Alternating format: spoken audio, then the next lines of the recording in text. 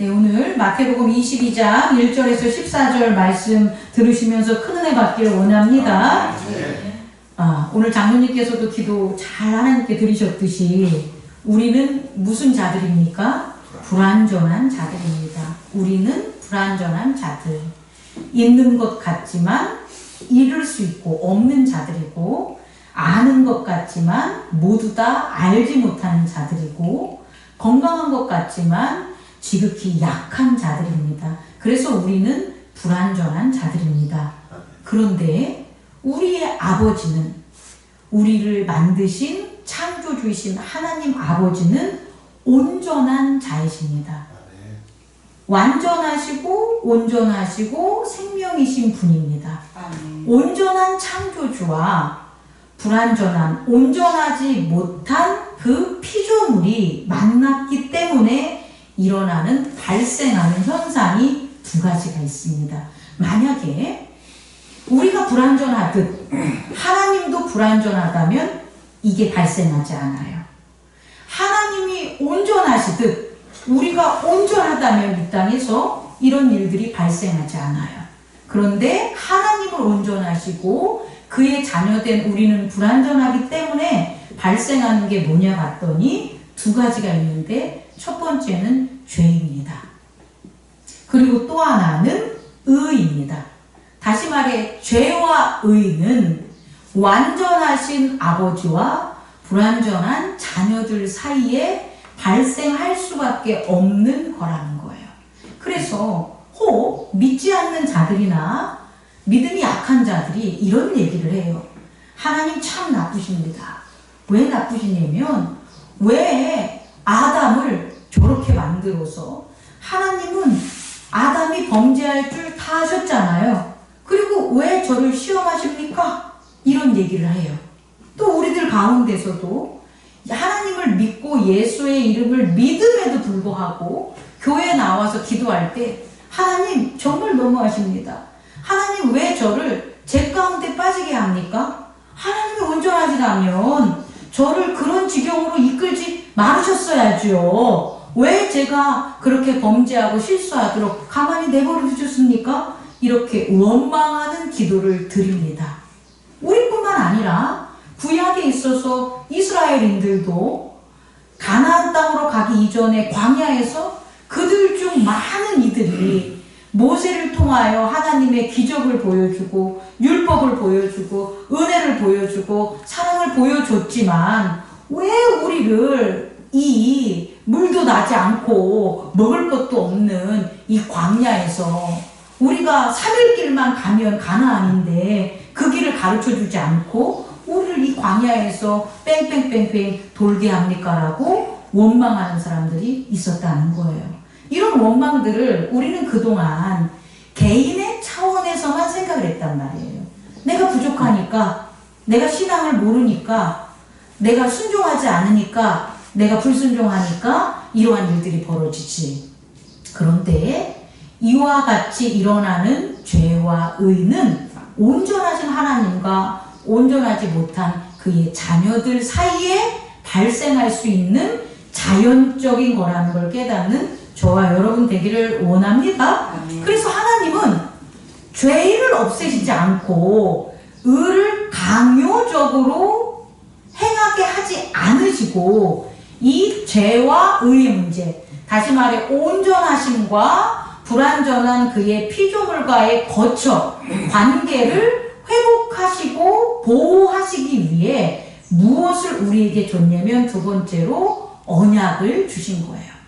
다시 말해 언약이라는 것은 온전한 아버지와 온전하지 못한 아들 사이에 발생한 게 뭐냐 보면 언약이라는 걸 깨닫는 저와 여러분 되기를 원합니다. 그렇다면 하나님의 언약은 시대적으로 그것의 행함에 있어서 조문적인 것은 차이가 있을 수 있지만, 결국 하나님의 언약은 임마누엘이라는 거예요.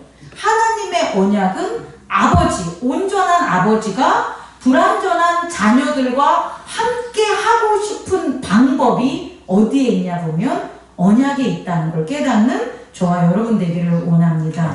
그래서 이 언약이 어떠한 자들 작용을 하게 되냐면 죄를 알게 해주는 거예요.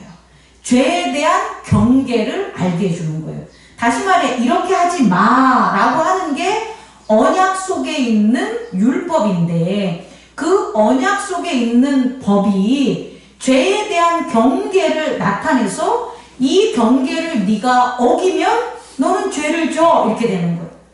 우리는 우리의 행위로는 죄를 짓는 거지만 이것을 확장적 의미에서 확대 해석한다면 죄가 우리 안으로 들어오는 거예요. 우리의 몸은 죄를 짓지만 우리의 내면의 세계는 죄를 짓는 게 아니라 죄가 우리의 내면의 세계로 들어오는 거예요. 다시 말해 그릇이 죄를 짓는 육체에 있어서는 깨져요. 그러니까 그릇이 죄를 짓는다는 건 깨지는 거예요. 왜? 그릇이 조심 있고 그것을 갖다가 소중하게 다루지 않으면 언제든지 그릇은 깨지잖아요. 그럼 그게 죄가 되는 거예요. 그런데 내면에 있어서의 죄는 뭐냐면 담아야 될 정결한 것을 담지 않고 담아야 되지 않을 것을 담으면 그게 뭐가 되는 거예요? 죄가 되는 거예요.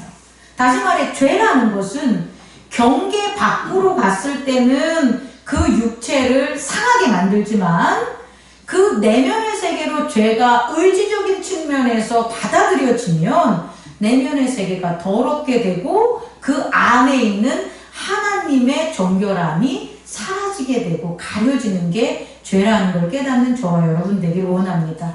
그래서 율법과 법은 우리가 행함에 있어서도 죄를 짓지 않게 하고 또 하나는 마음 의지적인 측면에서도 죄를 짓지 않게 하는 역할을 하는 거예요. 그래서 우리는 법을 지켜야 되는데 유대인들은 율법을 지켰지만 우리는 무엇을 지켜야 되냐면 예수 그리스도가 전한 성령의 법을 지켜야 돼요. 이 성령의 법을 지키지 않는 자가 죄인이 되는 거예요. 구약에 있어서는 율법을 지키지 않는 자가 죄인이라면 오늘날 우리들은 종교적 측면에서 예수 그리스도를 알지 못하는 게 죄가 되는 거예요. 그러니까 죄의 영역이 좀 확장되고 변경됐다는 걸 깨닫는 저와 여러분 되길 원해요. 그럼 목사님, 그럼 우리가 현행법을 지키지 않으면 그럼 그건 죄가 아닙니까? 죄죠. 그 죄는 어떤 죄냐면 육체의 죄가 되는 거예요. 그래서 아무리 교회에 잘 나와도 도둑질하면 뭐 하는 거예요? 경찰서 가야 되는 거예요. 아무리 믿음이 높은데 교회에 와서 헌신하고 11조 잘 내고 예배 잘 드린다고 도둑질 한 것에 대한 대가가 없는 게 아닙니다. 그럼 우리들은 볼 수가 있잖아요. 유명하신 목사님들, 능력이 많았던 목사님이지만 그 목사님이 죄를 행했을 때 그분은 어디를 간다?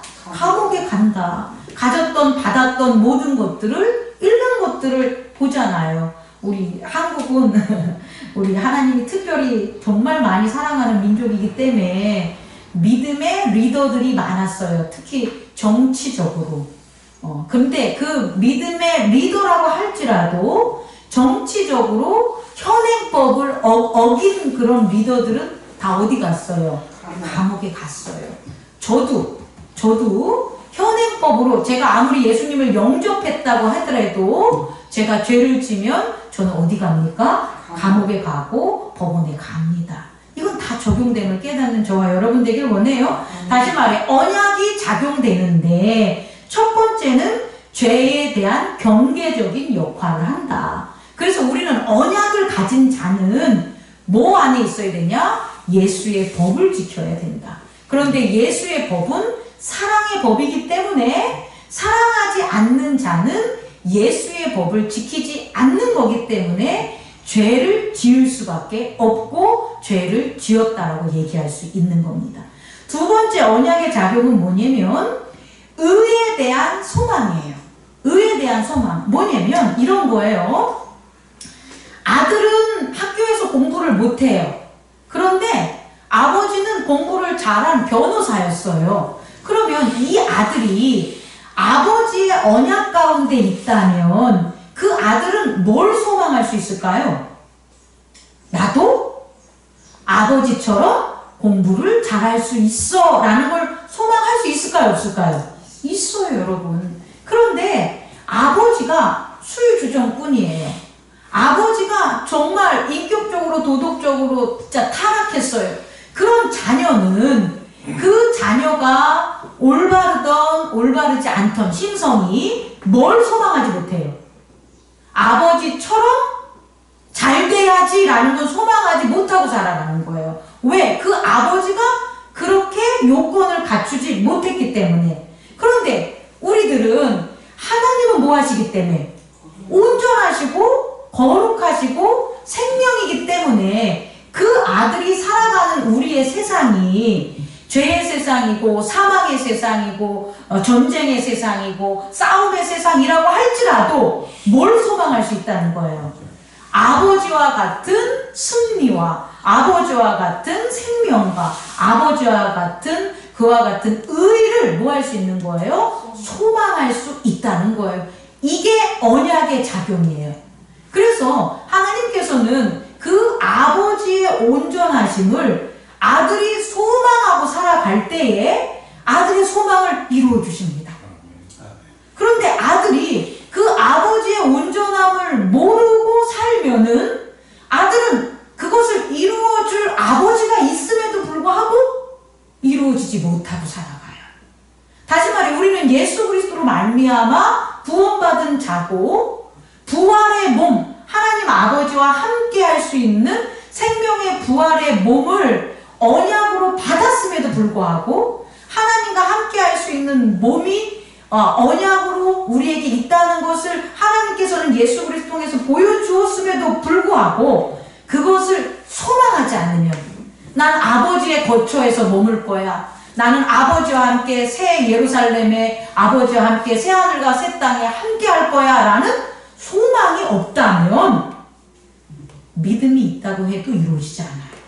이걸 꼭 깨닫는 저와 여러분 되기를 원합니다. 믿음은 현재적인 거라면 소망은 미래적인 거예요. 그래서 현재를 살아감에 있어서는 믿음이 중요하지만 예정된 미래의 시간을 우리가 걸어가기 위해서는 반드시 뭐가 필요하다? 소망이 필요한 것을 깨닫는 저와 여러분 되기를 원합니다. 그래서 허락된 게 제단이에요. 예배.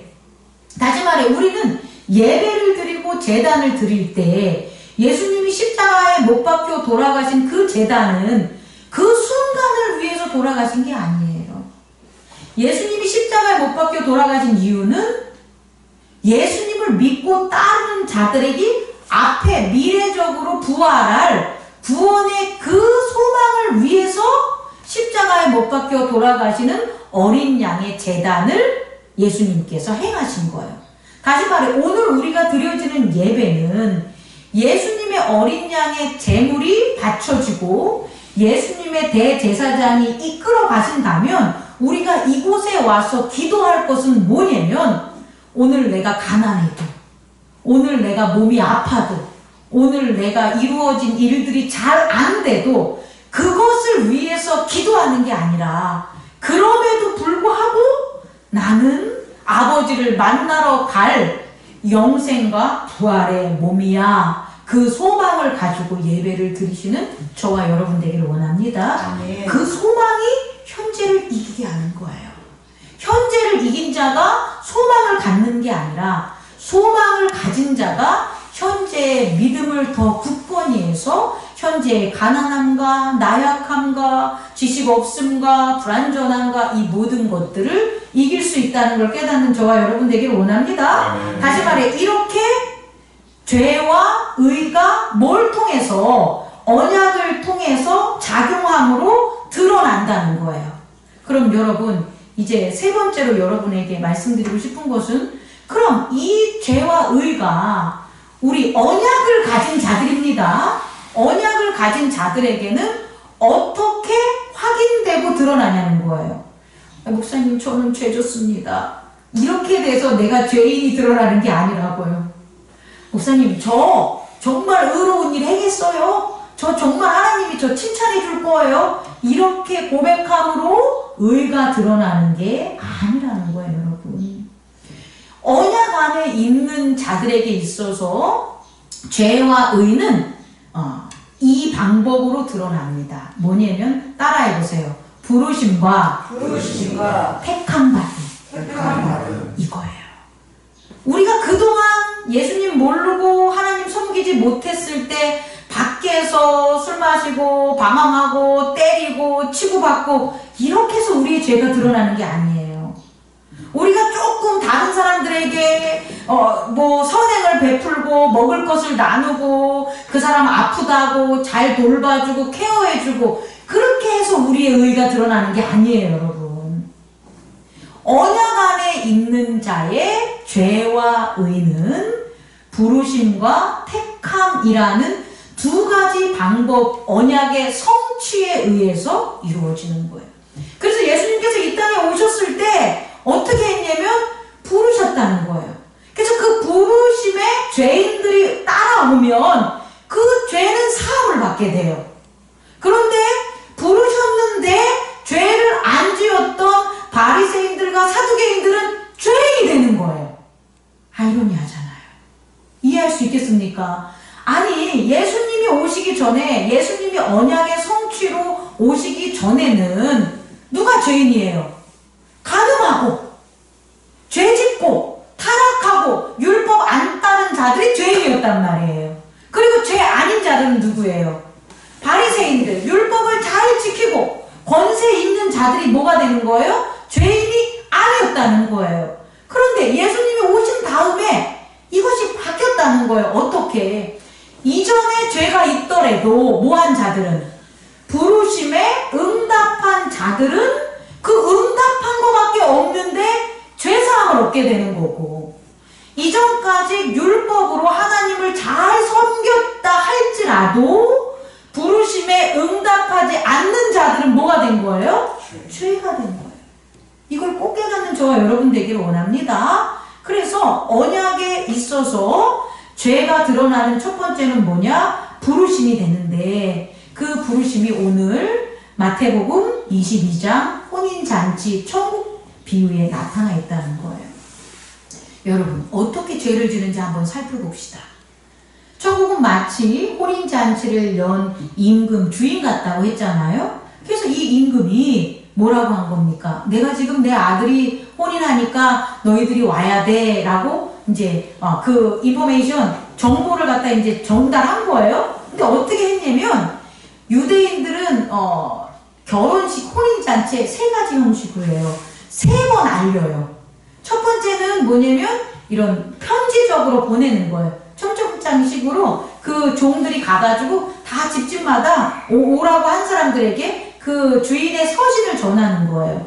두 번째는 뭐냐면 그렇게 전했다 할지라도 이제 음식을 만들고, 유대인들의 그 결혼 풍습이 길잖아요. 그러다 보니까 그걸 미리 준비를 해야 되기 때문에 소를 잡고 양을 잡고 포도주를 준비하고 하는 거에 맞춰서 다시 보내요. 두 번째로 보내가지고 이제 이런 음식을 다 준비하고 했으니까 오셔야 됩니다. 당신이 또 자리도 정해줘서 여기 당신은 몇 번째 이런 자리에 여기 앉으셔야 됩니다 라는 것까지 또 다 통보하는 게 유대인의 혼인의 그런 어떤 형식이에요. 두 번째로 종을 보내요. 그리고 마지막에 세 번째는 언제냐면 혼인식이 일어나기 바로 직전에, 이제 혼인식이 이루어지니까 빨리 와서 자리에 앉아주세요, 미리 준비해주세요 라고 세 번 이렇게 전달을 한다고 합니다. 다시 말해 이것을 우리의 인생에 적용한다면 예수님은 한 번만 우리를 부르시는 게 아니라는 거예요. 죄인을 부르실 때에 정말 내가 왔어, 내가 예수야, 내가 하나님의 아들이야 라는 것들을 모두가 알 수 있도록 공표하는 식으로 부르심이 있고요. 또 하나는 어떤 거냐면 실제적으로 예수님과 우리들이 관계를 맺을 수 있게끔 나의 잔치지만, my dinner, 나의 잔치지만 너가 꼭 참여해줘야 된다는 것에 대한 것을 우리에게 알려줘요. 이런 부르심은 뭐냐면 목사님이 전도를 통해서 혹은 선교를 통해서 믿는 자들과의 미팅, 만남을 통해서 복음들이 전파됨으로 예수님께서 우리를 두 번째 부르시는 일들이 벌어진다는 거예요. 그리고 세 번째는 뭐냐면 이와 같은 게 아니라 정말 느끼게 하는 부르심이 있어요. 아, 하나님이 살아계시고 지금이 때야. 지금 우리는 순종하고 하나님 앞에 나아가야 돼 라는 것을 모든 일들이 그 때를 알게 해주는 부르심이 있다는 거예요. 이 방식으로 하나님은 예수님은 우리를 뭐 하는 거예요? 부르신다는 거예요. 그래서 이 부르심에 예스 하면 죄사함은 없는 거예요. 예를 들어가지고 나는 누군가가 전도도 안 했어. 나는 근데 어느 날 어느 목사님이 TV를 봤는데 그 설교하시는 게 살아계신 예수님 하나님을 전하는 거야. 나 교회 가야지. 이렇게 오는 사람 있어요? 없어요? 있습니다, 여러분. 그런 글을 통해서 내가 가야지 할 때 어떻게 되는 거예요? 죄사함이 일어나는 거예요.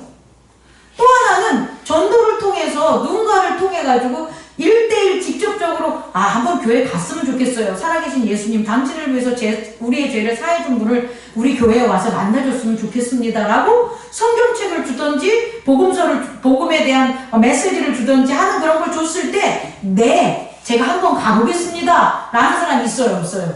있어요. 이것도 부르심에 뭐가 되는 거예요? 응답하는 거예요. 세 번째는 뭐냐면 죽을 것 같아.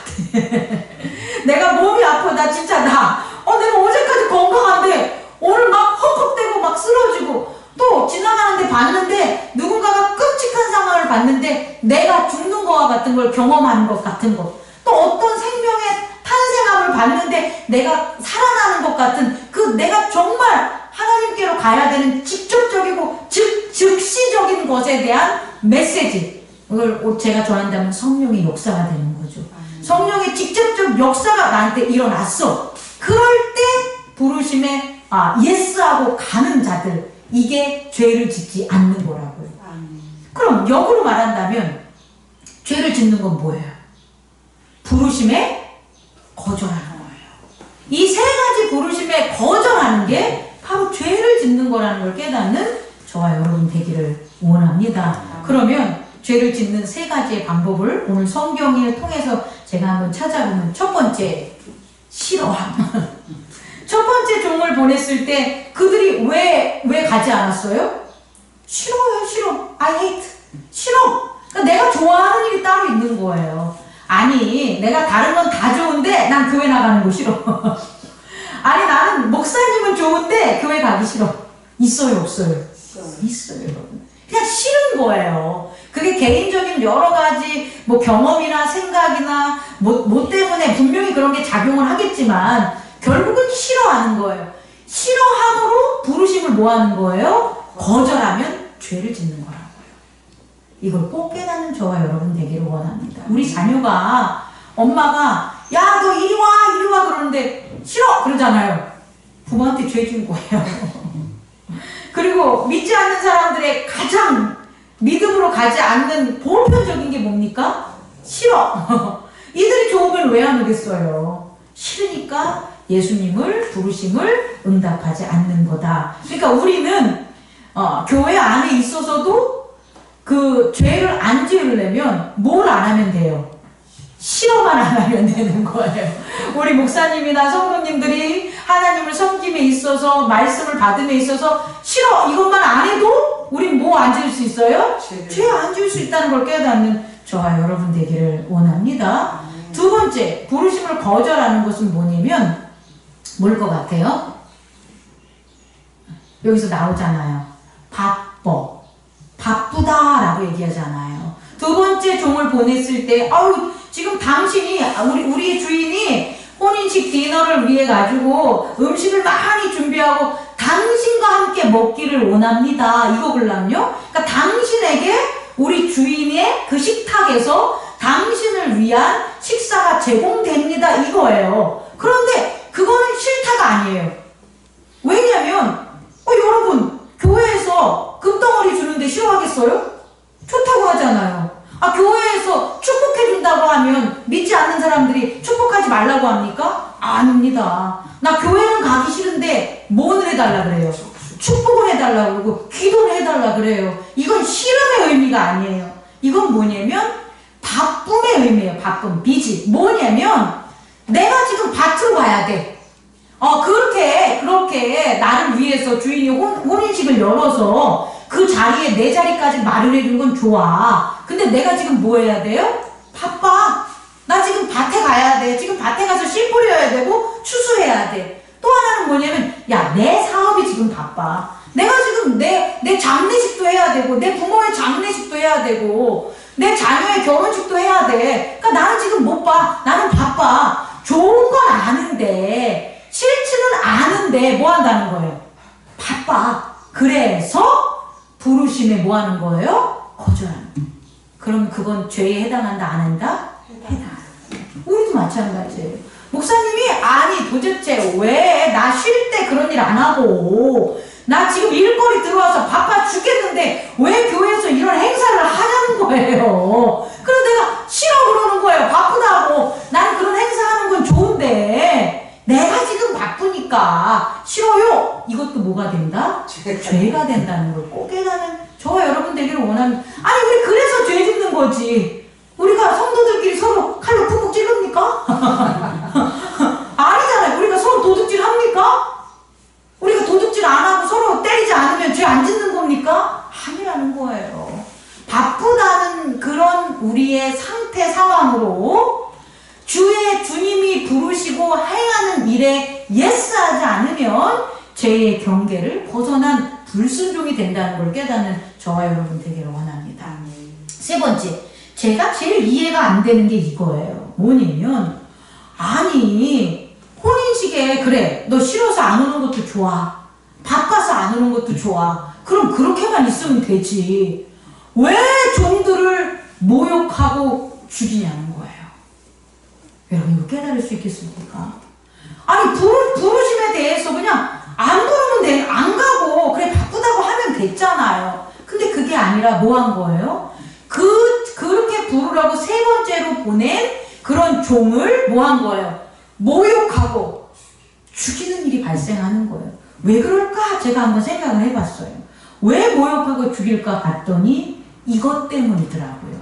뭔지 아십니까? 너무나 정말 어처구니 없는 건데 따라해보세요. 귀찮아. 이 귀찮다는 게요. 아무것도 아닌 것 같잖아요. 근데 정말 폭력적인 거예요. 난폭한 거예요. 여러분 영화 같은 거 보면 조직의 보스가 갑자기 아무 잘못도 없는 그런 착한 사람들을 빵빵 죽이잖아요. 그래서 물어요. 아니 왜 쟤들을 죽입니까? 그럼 뭐예요? 귀찮아. 나를 성가시켜. 내가 잘났고 내가 편하고 내가 죄인이 아니고 나는 의인이야 라는 것들을 나는 그렇게 살았는데 자꾸 종들이 와서 자꾸 혼인잔치에 나를 오라 하니까 내가 거길 안 가면 임금한테 불순종하는 거고 주인이 내게 준 은혜에 보답하지 않는 것 그런 것들을 자꾸 뭐 하는 거예요? 상기시킨다는 거예요. 그럼 우리는 한 단어로 말하면 귀찮다는 거예요. 근데 귀찮은 게 정말 가벼운 문제가 아니라 어떤 난폭한 악한 사람들에게 있어서는 단지 그 귀찮다는 거 하나만으로 상대방을 죽이고 모욕하고 업신여긴다는 걸 깨닫는 저와 여러분 되기를 원합니다. 우리도 그랬어요.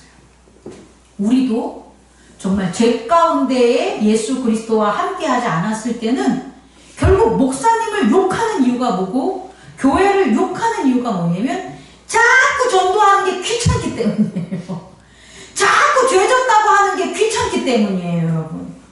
여러분 나중에 분명히 생깁니다. 여러분들이 지금 복음 전도를 잘 안 해서 그러는데 친구한테 계속해서 야 우리 교회 와 우리 교회 와서 우리 함께 신앙생활 하자라고 하면 어떤 일은 분명히 온단 말이에요. 변하고 예스하고. 근데 오히려 그것 때문에 깨지는 일이 벌어지는 게 뭐냐면 걔가 딱 한마디예요.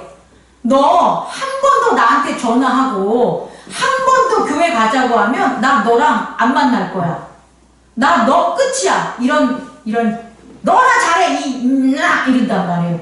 그게 뭐냐면 귀찮게 했다는 거예요.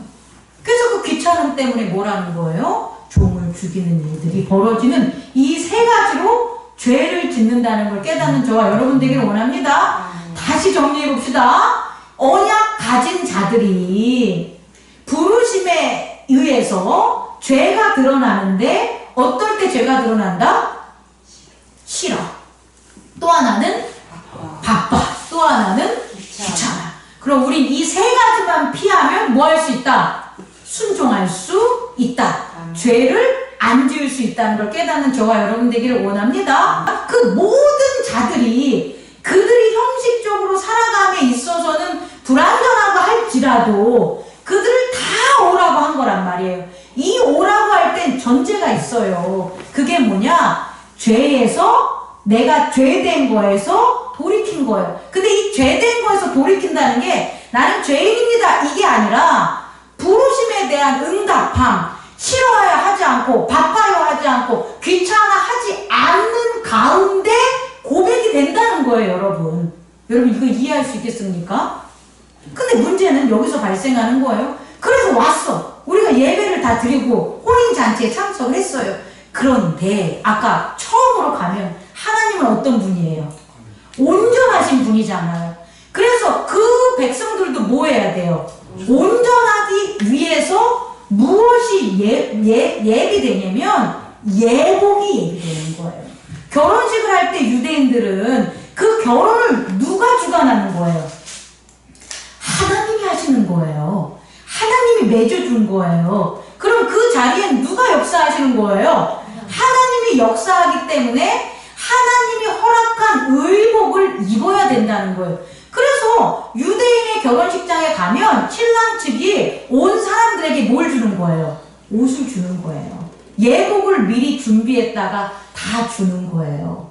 예수 그리스도가 이 땅에 오신 이유는 우리에게 뭘 주려고? 예복을 주려고 오신 거예요. 그의 옷, 그의 세마포의 옷을 입어야만 니들이 내 이름으로 여기까지 왔지만 내 이름으로 하나님 나라의 초청은 받았지만 니들의 옷으로는 하나님과 함께 할 수 있어 없어요? 없어. 그래서 무엇의 옷을 입어야 되냐면 아들이 준 옷, 다시 말해 아들의 옷을 입어야 되는 거예요. 그래서 신랑은 그 혼인잔치에 참석한 자들 모두에게 그들이 너 배드한 자나 너 굿한 자나 상관없이 뭐 했다는 거예요? 그의 옷을 줬단 말이에요. 그래서 그 옷을 입으면 다 혼인잔치에서는 똑같은 아들의 프렌드가 되는 거예요. 그래서 이 혼인잔치의 아버지가 그 잔치에 짠짠짠 등장할 때 뭐라고 얘기하는 거예요? 다 친구요 친구요 이 호칭을 한 거예요. 누구의 친구? 아들의 친구라는 거예요. 아들의 친구로 왔구나, 아들의 친구로 왔구나. 이걸 뭐로 보냐면 아들이 준 옷을 보고 아는 거예요. 그런데 가로가다 딱 한 명이 옷을 뭐 하는 거예요? 안 입고 있는 거예요. 참 궁금합니다. 나는 궁금해. 왜 그 옷을 안 입었을까? 모르지. 왜 다 나눠주는 옷을 안 입었냐는 거예요. 꽉 껴서? 꽉 껴서? 디자인이 마음에 안 들어서? 아니면 허접해서? 아니 뭐 여러 가지 이유가 있을 거 아니에요. 우리가 교회에 나와서 하나님께 예배를 드리며 교회 공동체를 하는데 아니 죽어라 깨어나 몇 번을 얘기해도 목사님 말 안 듣는 사람 많아요. 적어요. 우리 교회는 없는데 많아요. 난 도대체 왜 그 교회를 30년 50년 나가면서 왜 그 교회 목사님의 말씀을 안 듣는지 이해가 안 가. 그러려면 딴 데 가지. 그런데 그 교회를 날 때부터 다녔다 할지라도 안 듣는 사람이 있어요. 그 사람한테 물어봐야 되겠는데. 아무튼 무슨 이유가 있을 거 아닙니까? 그걸 안 입고 있는 거예요. 그래서 친구요? 너는 왜 예복을 안 입고 있냐 그랬더니 아무 말을 못 한다는 거죠. 되게 당황했을 거라고 봐요. 당황한다는 것. 내가 이 의복을 왜 입어야 되는데요? 라는 것들. 다시 말해 예수 그리스도에 대한 언약과 혼인잔치에 대해서 아무것도 모르는 거예요.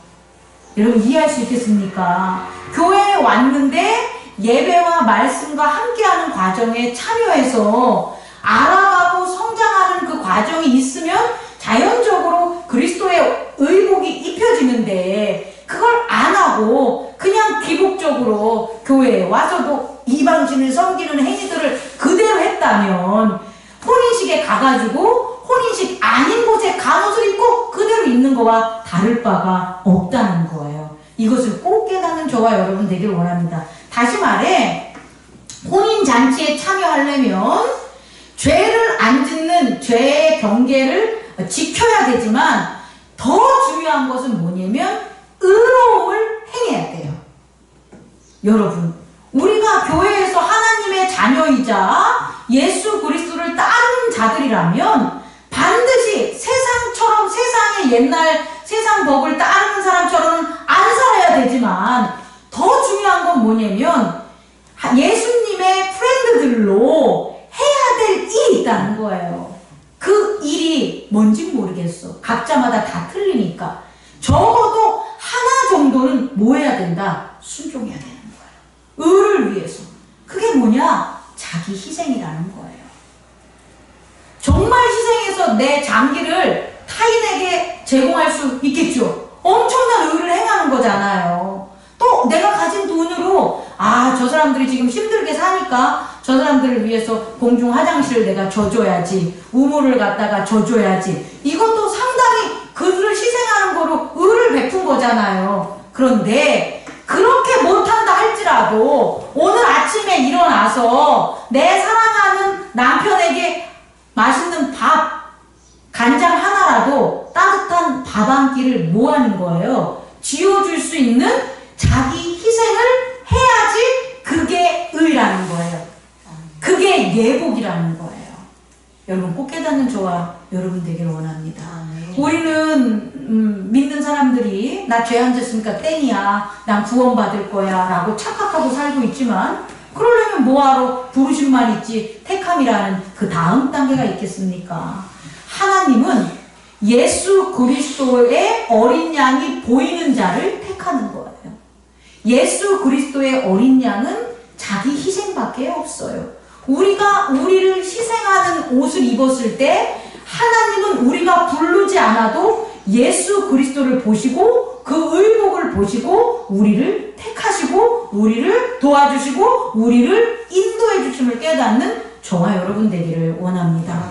아무리 큰 일을 하고 위대한 일을 했어도 그것이 자기 희생을 하지 않는 거라면 거기에는 예수 그리스도의 의복이 없고 의가 없기 때문에 분명히 물으실 거예요.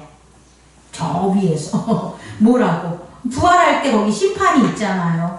의의 옷을 입은 자, 의롭게 부활한 자와 사망에 부활할 때 있을 때 분명히 물으실 거예요. 부르신 자, 너는 왜 의의 옷을 안 입었냐? 그럼 그건 부활했지만 사망의 몸으로 부활한 거고, 부활했는데 의의 옷을 입은 자는 예수의 옷을 예수의 몸으로 부활했기 때문에 묻지도 않으시고 분명히 새 예루살렘에 함께 거하심을 우리는 소망할 수 있습니다. 아멘. 아멘. 우리가 예수 그리스도의 의를 따르는 자들이라면 뭐하자? 아주 작은 자기 희생을 할 수 있는 의복을 입는 저와 여러분 되기를 원합니다. 아멘. 그랬을 때 마지막, 이 불완전한 세상에 예수님처럼 하나님의 완전하신 아들이 나타내서 하나님을 증명하는 거예요. 여러분 이거 깨달을 수 있겠습니까?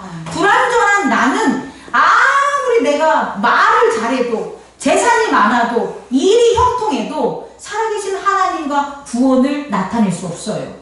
그런데 내가 아무리 말을 못해도, 내가 아무리 돈이 없어도, 내가 아무리 어떤 능력이 없어도 뭐 한다면 자기 희생으로 온전한 예수 그리스도를 전한다면 그 전함이 누구를 나타내는 거다? 온전한 내 아버지인 하나님을 전할 수 있다는 걸 깨닫는 저와 여러분 되기를 원합니다. 아멘. 작은 것, 자기 희생할 수 있는 저와 여러분 되기를 원해요. 기도하겠습니다.